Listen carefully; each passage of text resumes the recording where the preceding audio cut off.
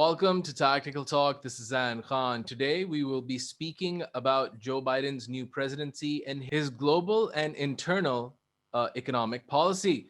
Today, joining us from Malaysia is an economist and also a senior geopolitical analyst, Shan Saeed. Welcome to our show, Shan Saeed. This is Zain Khan. It is a pleasure having you on Tactical Talk. Thank you, Zen. Thank you for having me in your show. Let's get to the first question. Please explain to us what were the salient features of Trump's economic policies in the last presidency, and then we can move forward.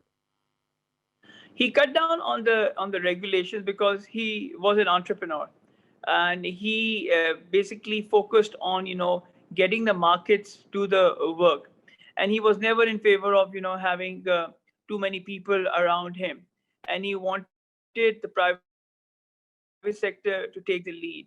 In the first 2 years, he was so bogged down in those scandals and impeachment, especially the Russian gate scandal, that he could not do much. But he started, this action started working after 2018 onward. He pushed the Fed to lower the interest rate that was required at the moment. But again, Fed was behind the curve and it took too long for Fed to cut the interest rate. But eventually, once they cut the interest rate, it got momentum in the economy. And then he decided to have a trade war. It did bring some business back to US, but eventually I think China did win the trade war, and it was US that lost the trade war. So I think in terms of the salient feature, he did some good work. He brought some jobs. He created economic growth. He created momentum in the equity market. But at the same time, he did create some ripple effects, especially when he went head on with the trade war with China. So overall, in a scale of 1 to 10, I would give him a 7 for getting American economy back into the limelight. If we compare the Democrats with the Republicans and their policies, let me mention a few differences. When the Republicans come in power, oil and gold goes up. When the Democrats come into power, things like cryptocurrency become extremely important in the market. I don't know. I mean, explain to us in bullet points and summarize it. Obviously, this could be a whole show, but I want you to summarize it in a few minutes. What are the differences between the Republican and Democrat when it comes to economic policy? The difference is very clear between Democrats and Republicans. Democrats are more interested in having too many regulations. They like to give dictation to the market. The markets, they don't like dictation. In Democrats, we have always seen the economy has been into a subpar growth. It never achieved its true potential, what it can achieve. On the other hand, Republicans are more interested, to let the market function. They believe in less regulation, less policies, and they believe in private sector taking the lead. And they strongly believe in aggregate demand that leads 70% of US GDP. So overall, I think if I were to compare Democrats with Republicans, I would say Democrats are more interested in regulations and coming out with unorthodox policies that would hurt the market, and as compared to Republicans who are more interested in letting the market function, and they are more interested in risk regulation, and they cut down on the policies.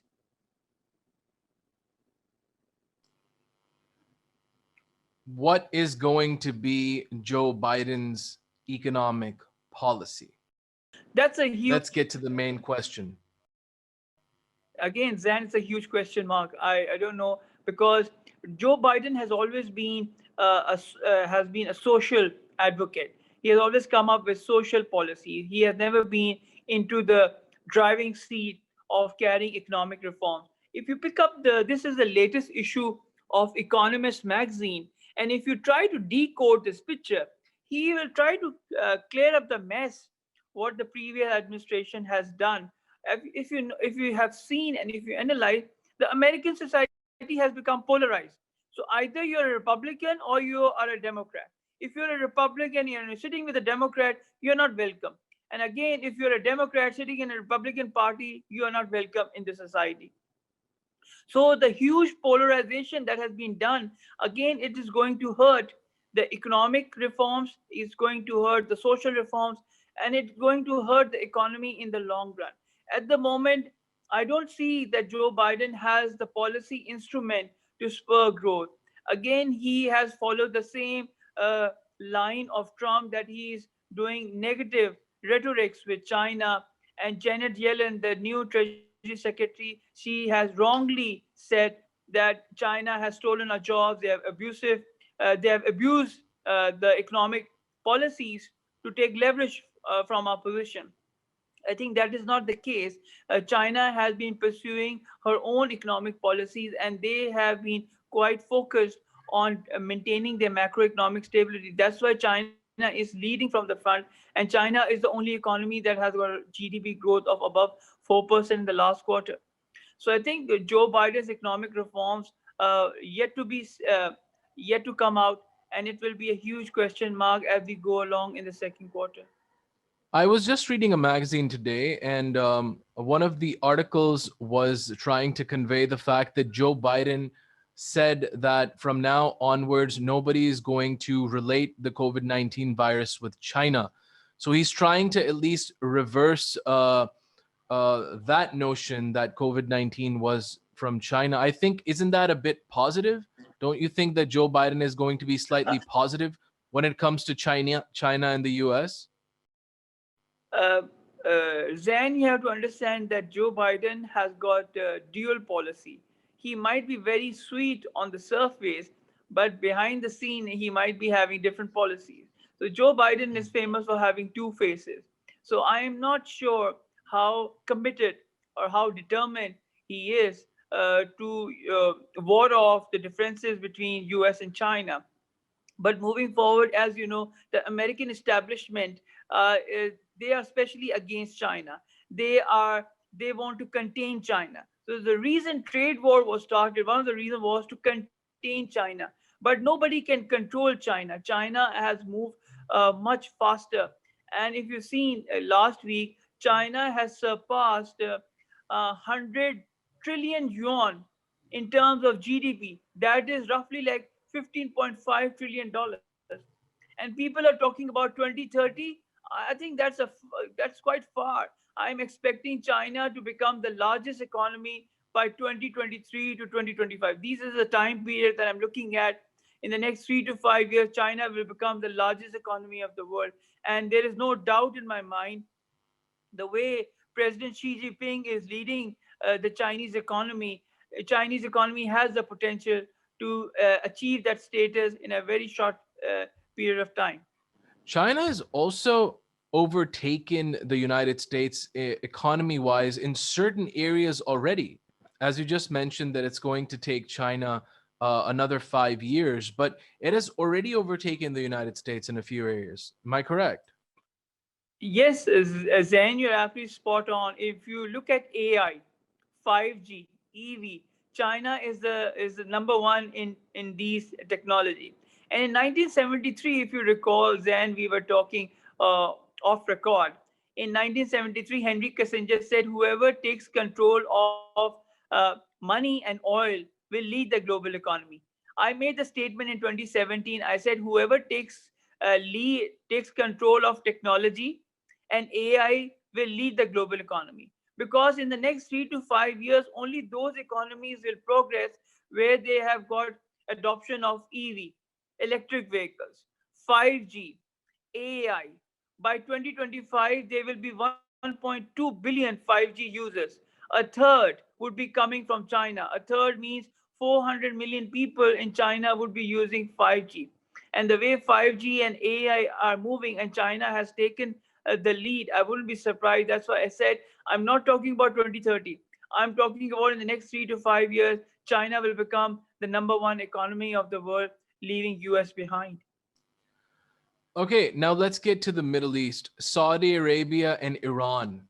What is Joe Biden's policy economic going to be between these two? We know the geopolitical stances, but let's get to the economy. Do you think the nuclear deal is going to be back with Iran, and sanctions are going to be decreased? And, what do you see between Saudi Arabia and Iran? I think Biden is in a very complex situation because this is not 2011, this is not 2016. The administration he left 5 years back. This is 2021. The geopolitical landscape has changed a lot. Look at South China Sea. Look at Mediterranean. Look at uh, the geopolitical situation in Gulf, especially the Lebanese side. Look at Azerbaijan and Armenia. So right now, when I'm talking to you, there's 77 conflicts happening in various parts of the world. Because of COVID, one thing is certain, that people are having huge economic issues. 200 to 300 million people have gone into poverty level because of this COVID. And you only fight when your stomach is empty. You don't fight when your stomach is full. And it boils down to economics everywhere. When people, they don't have job, they don't have food, they don't have sense of purpose to their lives. If it's an excruciating agony. So I think Joe Biden has got a tough job up his sleeves, and I think there will be little small conflict in Middle East the way things are shaping up. I wouldn't be surprised if there is a geopolitical risk happening in GCC and in Middle East. So I think Joe Biden will be very, very careful. 2 days back, he made a statement that he will review the Afghan peace deal, and I wouldn't be surprised that Joe Biden cancels that deal, Afghan peace deal, and again it would be devastating for this part of the world. So I think Joe Biden would be quite encouraged to have a geopolitical skirmishes in somewhere in Middle East or in GCC. Now let's get to this part of the world. Let's get to South Asia. If you look at the Democrats, they lean towards the left. They are social warriors. They stand up for human rights. Um, Policy wise, we see India. We have a right wing party in India. Modi is leading it. It stands for some. It's of its critics say it stands up for fascism. I personally believe it does. The BJP. Do you think that the United States will have ideological differences with the BJP and Modi in India while the Democrats are in the White House? With Moody, yes, but not with India, because the policy is very clear cut. They want to make India as a regional player in order to control China.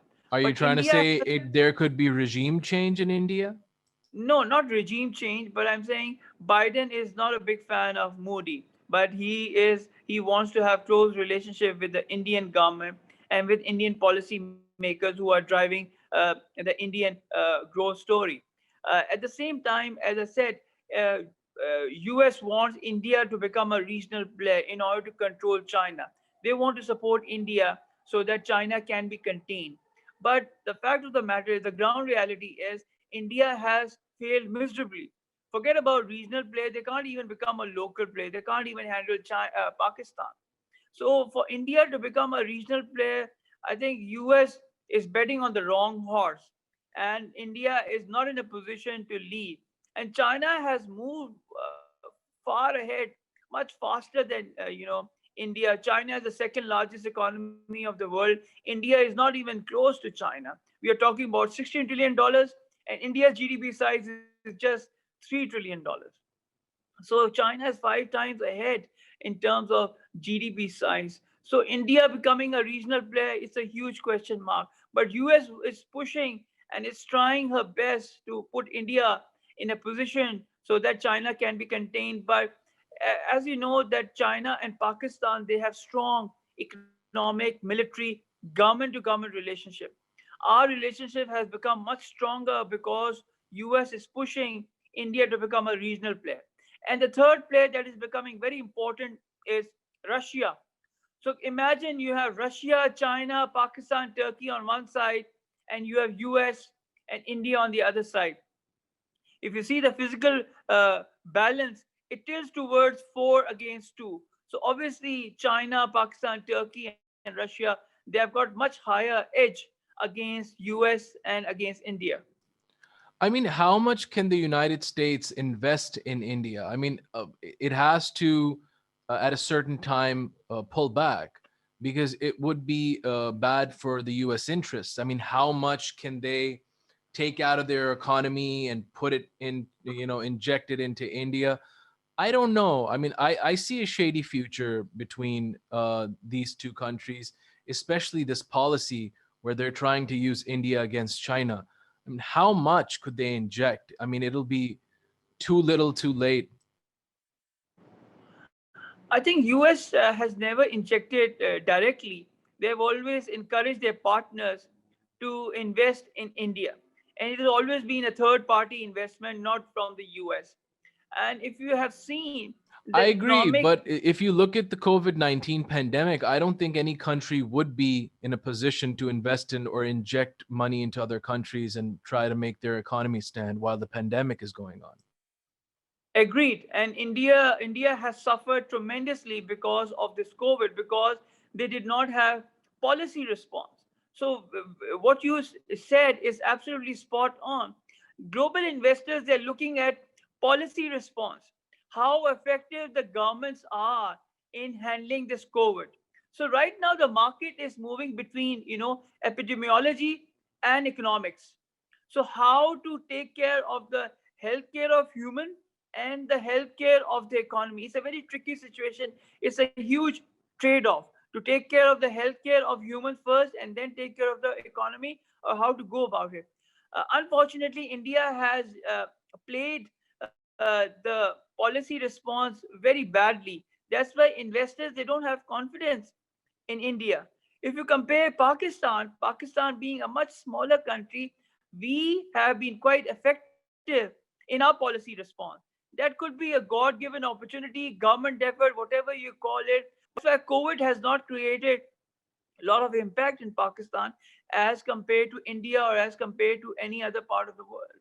So I think overall, global investors, they're looking at policy response, how effective the governments are in handling this crisis, whether the governments have enough money to take care of this COVID. Do they have enough money that they can import vaccines so that they can start getting their population vaccinated in order to avoid this spreading of COVID? So there's so many variables at play that global investors are looking at. Last question. If somebody wants to start investing in the new era, obviously there is a new government in the United States, a new president. How would you advise them? Where should people start investing now? Do you think gold and oil is still going to be a smart choice, or do you think people should look towards other places as well? I think gold, silver, oil will remain as a smart investment. But right now, everybody is going into healthcare. Everybody is going to computer chip that you see. And we might see a price war in chip industry that will happen very soon. So healthcare sector is something that will continue for the next 2 to 3 years. This COVID is not going this year. It will continue even 2023 and beyond. Traveling will take some time to come back. We are expecting traveling to be back by 2023. Hospitality, travel, again, all these things will come back not in the near future, maybe after 3 4 years. So I think if anybody wants to make a smart investment, healthcare and chip industry, logistics and gig economy, these are 4 5 industries where people can make a lot of money by investing. Thank you so much, Shan Saeed, for being on Tactical Talk. It was a pleasure having you. Thank you, Zen. This was Shan Saeed. We were discussing Joe Biden's new presidency and economic policy. Until the next episode of Tactical Talk, keep on watching Tactical Talk. This is Zain Khan. Take care. Goodbye.